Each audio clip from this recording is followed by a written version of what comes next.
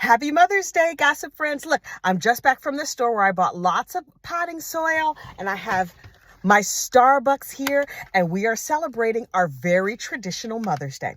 In my house, for many, many years, since my children were small, we've had a very special tradition for Mother's Day, and that is where all of them get together and leave me the heck alone. They don't call my name. They don't ask me for anything. They don't call me on my cell phone if I'm out of the house. Oh my God, it's so delicious.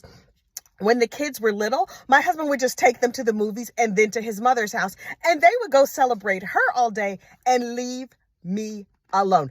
And God forbid, I don't want breakfast in bed. That is not my idea of a good Mother's Day. I don't know what you do for Mother's Day, but I was asking some of my friends, and a lot of them were like, yeah, we've gotten wise to this. They DoorDash the food and then like have it delivered and then maybe have the kids bring it to them in bed. Me?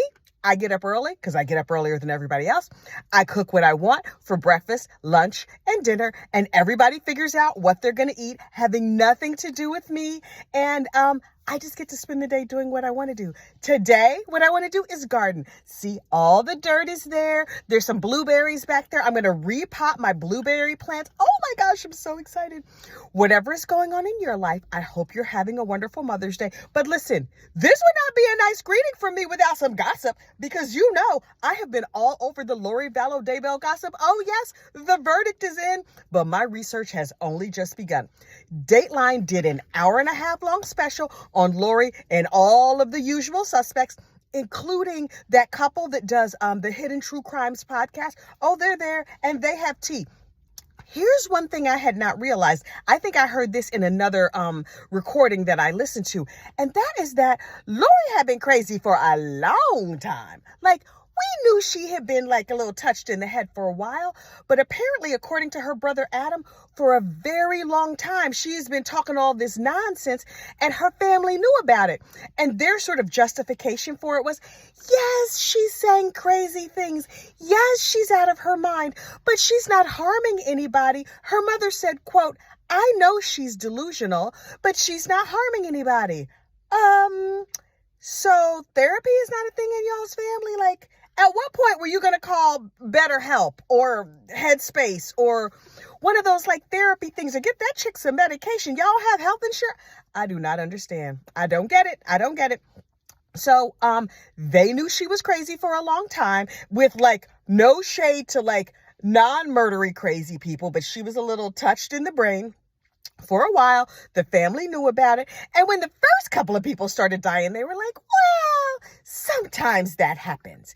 In my family, that's not going to go down good. I mean, honestly, if you make somebody stub their toe or scratch their car, I might have you committed. What's that, a 5150 where they just hold you involuntarily against your will? Yeah, you're going to get 5150. You come over here with some mess.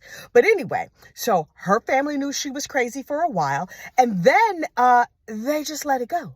And then as other things started happening and the kids started disappearing, they just let it go. And then one by one, family members have abandoned her. Her sister has abandoned her. All of her siblings have abandoned her. But her mama still put money on her books. Mother bought all those outfits for court, probably her accessories.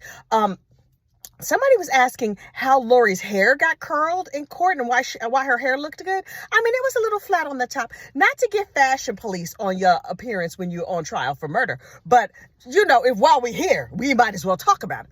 The top of her hair was flat, but the ends were curly. You know what I suspect? Tampon curls. Oh, that's what they do in prison. I have looked it up. There's a whole thing about prison beauty. You take the tampon and you wet your hair and you curl the end of it and then wrap the string around or something like that. You could get some, I think back in the day, they used to call those rag curls. You would just take a piece of fabric and do that. Same idea. So if you need some curlers in a pinch, child, get you some tampons. I guess the size of the tampon determines how big the curl. I don't know. I've never been to prison. I don't have hair long enough to roll in tampons. Wouldn't sleep in curlers if I had hair long enough. But I'm saying, in like, if there's a zombie apocalypse for real, and you need curly hair for it, child, get you some tampon curls. Okay, I'm going to go work in my garden. I am going to continue to listen to true crime related podcasts while I'm in my garden. So we will have something to chat about in the morning.